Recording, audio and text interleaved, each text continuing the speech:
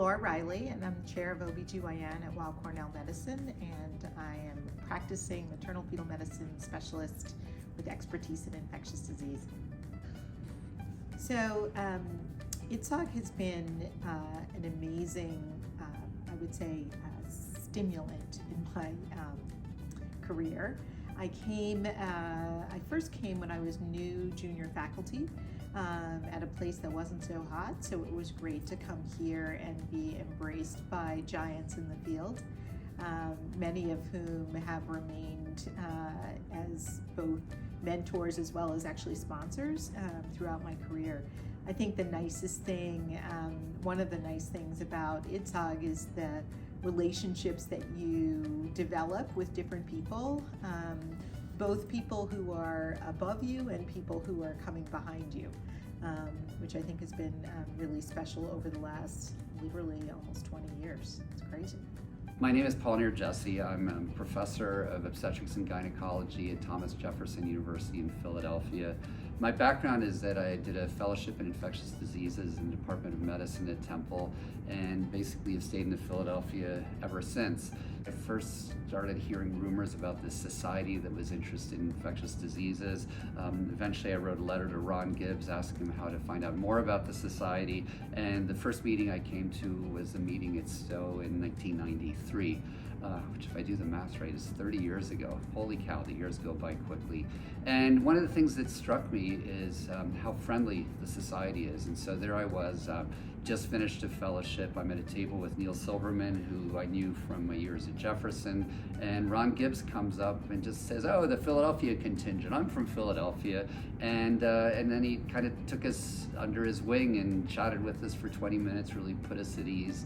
And ever since, every time I go to IDSOG, it's a chance to reunite with old friends.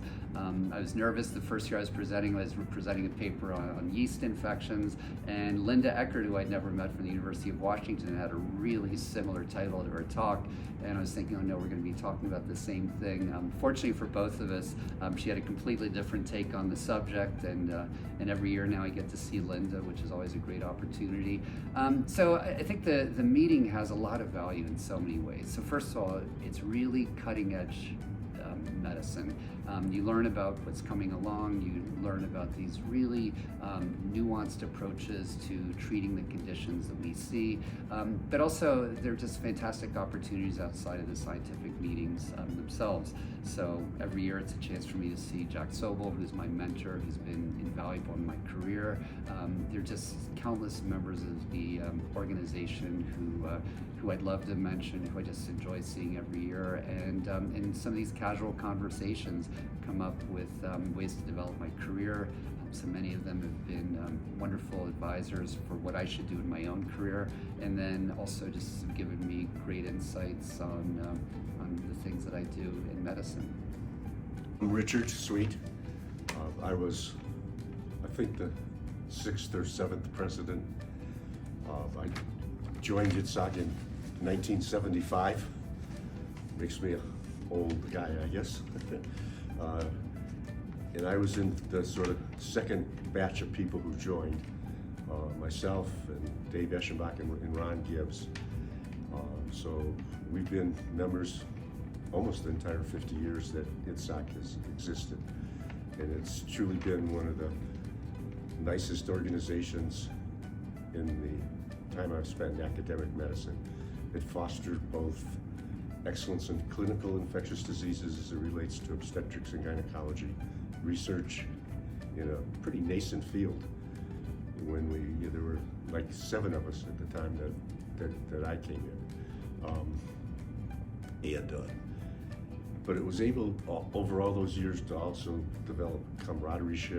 Families were included when we were smaller.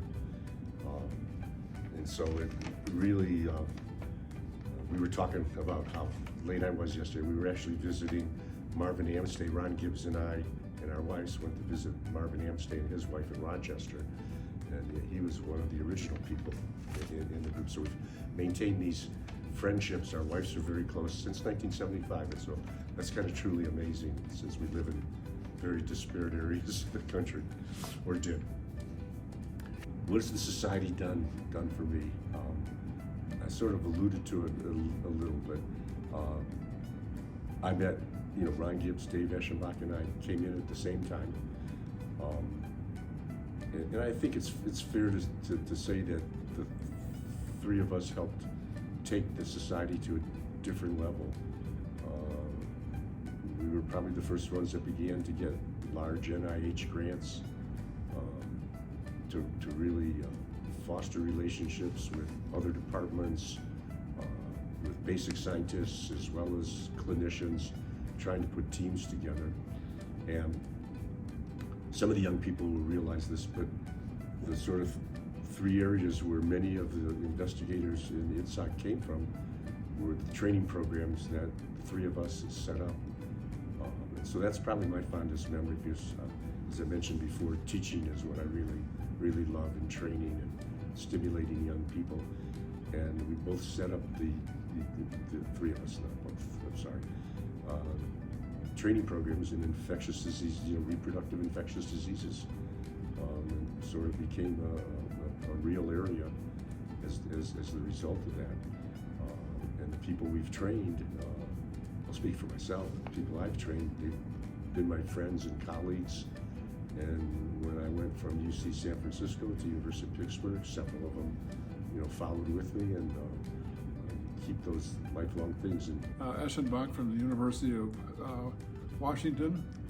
I think IDSOG started out early because I've been to all 49 of the 50 sessions that IDSOG has had, and I've learned from the sessions that I've had, identified roles of other people who have played, identified other infections that I might want to look at, and identified ways of really looking at the research that would be necessary to go into that. So it's been great, and it's been great for camaraderie for people both older than I was and now younger than I am. I'm Sharon Hillier from the University of Pittsburgh and McGee Women's Research Institute.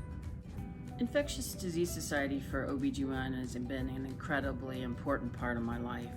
When I was first starting out as a PhD microbiologist, I really wasn't sure how I was going to create this translational career in obstetrics and gynecology. IDSOG had a program at that time where you could get $50,000 of pilot funding, which was quite a lot back in 1985. And that first funding provided me with the pilot data that allowed me to get my first NIH grant. So from the very earliest time, it really did form the impetus for me to get future funding. And over the years, I found that the colleagues, the interactions I've had through IDSOG have been enormously beneficial, both for my trainees and for my own career. So in terms of advice, I think, I would just say keep an open mind. I think that, go with your passion. Most people are, there's something about infection or the impact of infection on either moms or babies that, captures people's original, interest. I think that over time, one either develops more interest in research or has, clinical questions or, wants to be an advocate for patients. I think that there's just many different ways that you can utilize that expertise in infectious disease to just, push your career forward and also, continue to mentor those behind us. So I think for people who are junior who are going to be going into reproductive infectious diseases, I think one of the things they need to realize is that a lot of departments may not quite know what to do with them.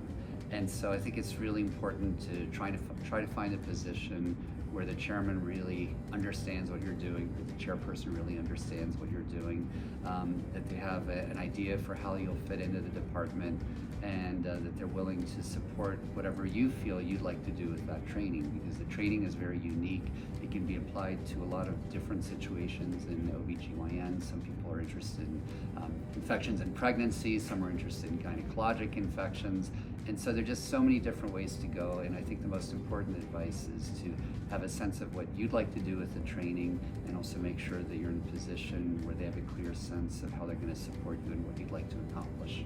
Because that's sort of been my love all along, is really training and teaching, and I guess proselytizing in some way, young people into the field. I think the things I would sort of advise them and tell them to look out for. Number one, it's really important to find a good mentor, or maybe mentors. Some people have multiple people. Really somebody who's had the experience, who's accomplished what you're hoping to accomplish, who can really give you advice. Talk to you when things get tough, because everything's never going to sail smoothly. I can guarantee you that. There's going to be some rough hitches. But I can give my own example. Bill Ledger, who actually was the first president of this society, was my mentor. I started working with Bill when I was a medical student at the University of Michigan. He was on the faculty there. And the first paper I wrote with Bill, when I was a resident, he basically handed me a paper with blanks for the numbers, and it was my job to go and fill in the blanks. But that's sort of how I learned doing clinical research. But as I said, having a mentor like that is really important. So make sure you do that. And I know it's hard in today's world. There's such a difference between people in their 30s just beginning their career and the 50 and 60-year-olds. We've just grown up in different worlds. But listen to them. They'll have good advice for you. I think it's also critical, really, identify an area that you're really interested in and that you want to help resolve if it's a problem or an issue, or add new knowledge. You've got to have the fire in your belly to really do well. There's so many distractions today. It's easy to not do that, but I used to tell the people I trained, if you think it's 9 to 5, it doesn't work. We're most of us, some are PhDs, but at least for the physicians, you can have clinical duties as well often. And that means once you get to the hospital, forget it. You're not gonna get your writing done and your reading done. During those days, you're gonna have to commit the extra time. And it's hard for the young generation, I know, dealing with my grandkids. They have different things. Well, first of all, I think get in as much training as you can possibly get in early. That means infectious disease fellowships with internal medicine or other really important infectious disease groups. Get training in MPH or public health if you're so interested. But I think the first thing is get as much training as you can early. And then network with people. You can't do things yourself anymore. And so the more people you identify and network with a variety of strengths is really critical. And also don't underappreciate yourself. So keep moving forward and get things done, and always think big. So if you're tackling little problems, you're going to get little advancements. If you track and try to tackle big problems, you're more likely to be successful and find it rewarding. My advice to all new investigators is do what you're passionate about. I think we get ideas from the things we see in our clinical settings. We get ideas from what we read. But what really you need to do are the things that make you want to stay up at night and think about it more. Things that really generate a lot of enthusiasm in your soul. Because research is eternally a difficult process. Papers get rejected, funding applications get rejected, and so it's that passion that carries you through to become successful. So my biggest piece of advice, find out what you love and focus on that. I think that, I guess I would say that sort of in my mind, the remaining black box is that we don't know that much about the immunology of pregnancy, and I think that lack of knowledge makes it difficult to know how best to prevent some of the infections that we see. It also hampers our ability to treat. I think more understanding of what's happening in the placenta during the pregnancy as opposed to after the pregnancy is all over is another really important sort of question to answer. So I think that there's a lot of clinical questions for which I think probably translational research is going to be our answer. Well, let's face it, infectious diseases are constantly changing, and so there are some age-old questions that remain unresolved. So my area of interest is vaginal infections and vaginitis. There's some really basic questions that are unanswered. For example, is bacterial vaginosis sexually transmitted? What are the best ways to restore a normal vaginal microbiome? How does this affect pregnancy and pregnancy outcome?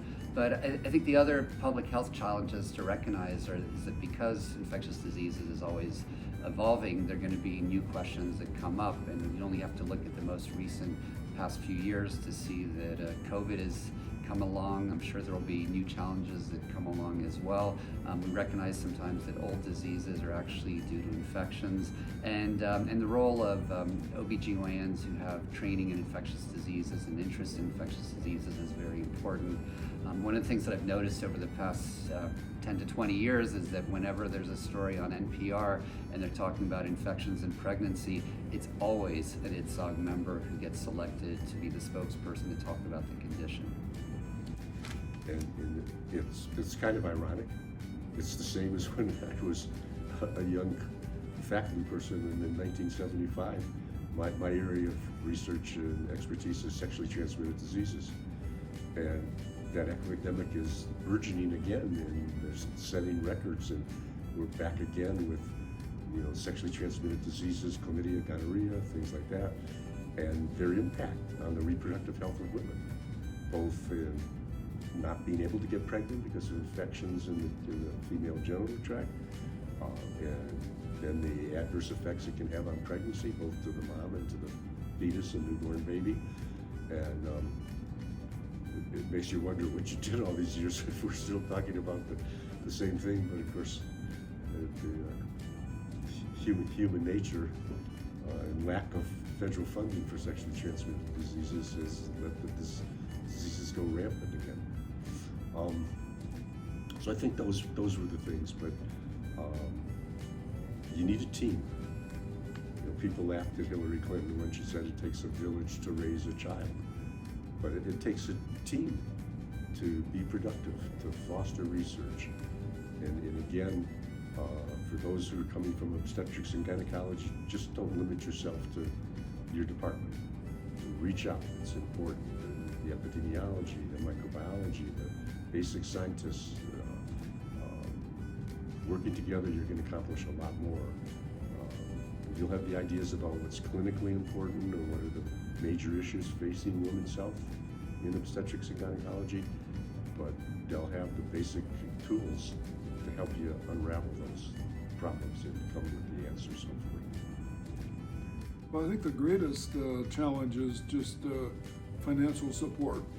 So getting grants now from NIH and other groups is really difficult, and I think research has become increasingly difficult to do, at least clinical research, in terms of getting groups together, making sure that all groups are working together, and just reporting and so forth. So I think it's really difficult now to do the research yourself, and even within groups, but that's really necessary to push the field forward. Women's health has never been appreciated enough, and the fact that women aren't just slightly different men has always been a problem in biomedical research. Currently, I think we're seeing a real attack on women's health. We're seeing an attack on women's reproductive rights. So I think we're at a critical time where we both need to change the narrative. Women are people, and they're people who should have autonomy over their own body and their health. And our research and our focus should be to give women autonomy over their own bodies and their own health. So I think we're at a point in history where women's reproductive health needs to become much more brave, much more outspoken, and we need to be not only academicians and researchers, but advocates. And we need to step out of our comfort zone and become much more engaged in advocating for women and their autonomy and their health.